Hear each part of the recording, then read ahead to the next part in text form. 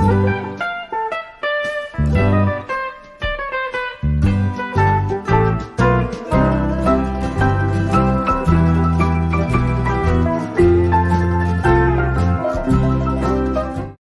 सभी को, मैं मत्तू केवट।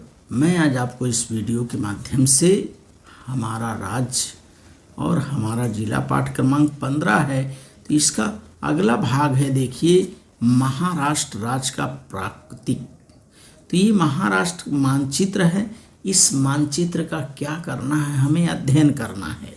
इसमें कौन कौन से भाग दिए गए हैं, तो ये महाराष्ट्र राज्य का क्या है, मानचित्र है। और इसमें हमें करना क्या है, इस मानचित्र में नदी है, घाट जिसे दर्रा कहते हैं, शिखर है, जिला मुख्यालय है और बांध है। तो ये चित्र को हमें से ध्यान से देखना है। इस तरह के चित्र का निशान नदी होती है। देखिए, इस तरह के चित्र जब रहे तो ये नदी का चित्र है, ये घाट है जिसे दर्रा कहते हैं, ये शिखर है और ये जिला मुख्यालय है, और इस तरह के निशान को बांध कहते हैं।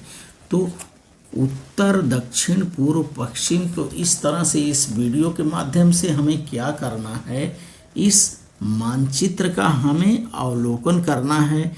और इस अवलोकन करके महाराष्ट्र राज्य के प्राकृतिक भागों का हमें क्या करना है, वाचन करना है, लेखन करना है। तो इसमें कुछ प्रश्न दिए गए हैं, उन प्रश्नों के उत्तर हमें इस मानचित्र को देख करके इसमें से खोजना है। तो आइए हम देखते हैं कौन कौन से प्रश्न हैं। मानचित्र को देखा तो इस मानचित्र से संबंधित इसमें 12 प्रश्न दिए गए हैं। इन 12 प्रश्नों के उत्तर क्या करना है, हमें इस मानचित्र से खोजना है। तो इन 12 प्रश्नों के उत्तर का लेखन मैंने किया है। तो इस वीडियो के माध्यम से आप इन 12 प्रश्नों के उत्तर हम देखते हैं कि इन 12 प्रश्नों के उत्तर इस मानचित्र में हमें किस तरह से खोजना है। तो आइए हम इसका वाचन और लेखन देखते हैं। महाराष्ट्र राज्य का मानचित्र देखा और मानचित्र में लिखा है कि महाराष्ट्र राज्य प्राकृतिक।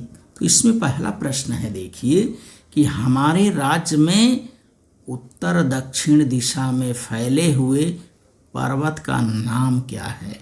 तो मानचित्र को देख करके हमें उत्तर निकालना है। तो इसका उत्तर है बच्चों, हमारे राज्य में उत्तर दक्षिण दिशा में फैले हुए पर्वत का नाम सह्याद्री है। प्रश्न दूसरा है, देखिए इस पर्वत के पश्चिम की ओर के भूक्षेत्रीय भाग को क्या नाम दिया गया है। तो इसका उत्तर होगा बच्चों, इस पर्वत के पश्चिम की ओर के भूक्षेत्रीय भाग को कोंकण नाम दिया गया है। प्रश्न तीसरा है, यह भाग किस समुद्र से जुड़ा हुआ है। इसका उत्तर है, यह भाग अरब सागर से जुड़ा हुआ है। प्रश्न चौथा है, सह्याद्री पर्वत की पूर्व दिशा के ओर वाले भाग को क्या कहते हैं। इसका उत्तर है, सह्याद्री पर्वत की पूर्व दिशा के ओर वाले भाग को महाराष्ट्र पठार कहते हैं। महाराष्ट्र पठार कहते हैं। और प्रश्न पांचवा है, हमारे राज्य में उत्तर की ओर स्थित पर्वत का नाम क्या है। तो इसका उत्तर है, हमारे राज्य में उत्तर की ओर स्थित पर्वत का नाम सतपुड़ा है।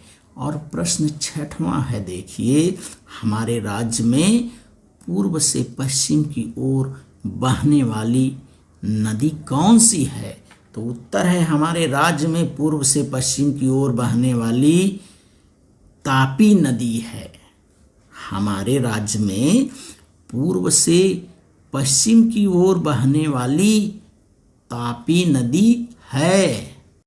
प्रश्न सातवां है, देखिए पश्चिमोत्तर की ओर से दक्षिण पूर्व दिशा की ओर बहने वाली नदी कौन सी है। उत्तर है, पश्चिमोत्तर की ओर से दक्षिण पूर्व दिशा की ओर बहने वाली गोदावरी और भीमा नदी है।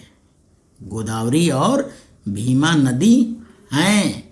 यहाँ बहुवचन बिंदी रहेगी। प्रश्न 8वां है, उन दो नदियों के नाम लिखो जो सह्याद्री पर्वत से निकलकर अरब सागर में गिरती हैं। उत्तर है सावित्री और वाशिष्ठ।